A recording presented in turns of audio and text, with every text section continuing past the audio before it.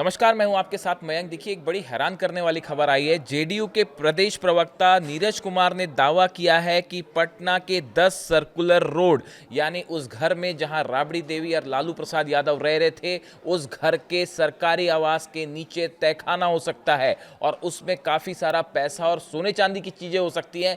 इस तरह के दावे किए गए हैं और ये दावा किया है जेडीयू के प्रदेश प्रवक्ता नीरज कुमार की तरफ से। उन्होंने कहा है कि इस पूरे मामले की जाँच होनी चाहिए, निगरानी होनी चाहिए और घर में उस बंगले में खुदाई की जानी चाहिए जहां राबड़ी देवी और लालू प्रसाद यादव रह रहे थे। उनका कहना है कि उस घर के नीचे हो सकता है कि कोई तहखाना हो या कुछ ऐसे कमरे बने हो सकते हैं जमीन के नीचे जहां पर जो है वो कैश मिल सकता है या सोने चांदी की चीजें मिल सकती है। उन्होंने ये भी कहा कि जिस वक्त आरजेडी की सरकार थी उस समय कई घोटाले हुए और हो सकता है कि उससे जमा जो पैसा था वो इस घर के नीचे कहीं किसी तहखाने में लगा हो या दबा हो वहां पे। देखिए, राबड़ी देवी के आवास को खाली करने के दौरान एक सोशल मीडिया पर एक जो है वीडियो सामने आया था जिसमें एक वाहन में आवास के भीतर से पेड़ सहित गमला बाहर ले जाते हुए दिखाया जा रहा था।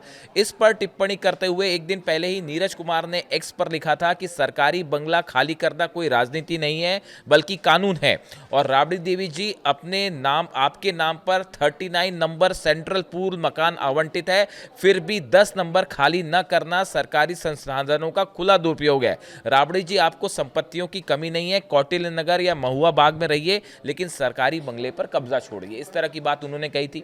फिर उसके बाद जो है 10 सर्कुलर रोड जो है रात को कुछ गाड़ियां पहुंचती हैं और वहां से सामान हटाया गया, उन्होंने बंगला खाली कर दिया, इस तरह की खबरें आई। अब उसके बाद जो है नीरज कुमार ये दावा कर रहे हैं कि जो घर है राबड़ी देवी जी का जिसमें वो पहले रह रही थी और लालू प्रसाद यादव जहां रह रहे थे, उस घर के नीचे जो है वो तहखाना हो सकता है और जिसमें ब्लैक मनी छुपा के रखी गई होगी। इस तरह की बात उन्होंने कही। और वहीं दूसरी तरफ इसका जवाब भी आया।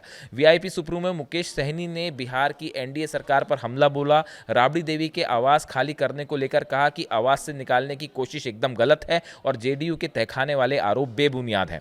मुकेश सहनी ने कहा कि राबड़ी देवी को उनके आवास से निकालने की बात हो रही है और जेडीयू वाले कह रहे हैं कि वहां तहखाना है, लेकिन ऐसा कुछ नहीं हो सकता। सरकार के पास कोई विजन नहीं है काम करने का। वो चाहते हैं कि लोग बेघर हो जाएं, चाहे वो आम आदमी हो, नेता हो या गरीब हो। ठंड के मौसम में गरीबों के घर पर बुलडोजर चल रहे हैं। अब कोई गरीब गैरकानूनी तरीके से रह रहा है तो सरकार को पहले उसके लिए घर बनाना चाहिए, फिर कार्रवाई करनी चाहिए। इस तरह की बात उन्होंने कही है। यानी जेडीयू के जो प्रदेश प्रवक्ता हैं नीरज कुमार, इनके दावे को लेकर कि लालू प्रसाद यादव के और राबड़ी देवी का जो उनका पहले घर था जो अब उन्होंने खाली कर दिया है 10 सर्कुलर रोड, उसके नीचे एक तहखाना है, इसको लेकर बिहार में खासी राजनीति शुरू हो गई और आरोप प्रत्यारोप का दौर शुरू हो गया। अब देखते हैं आगे की क्या वाकई इस तरह की कोई जांच की कोशिश होती है नहीं, और अगर होती है तो क्या निकल के आता है। इससे जुड़ा जो भी अपडेट होगा आप तक पहुंचाएंगे।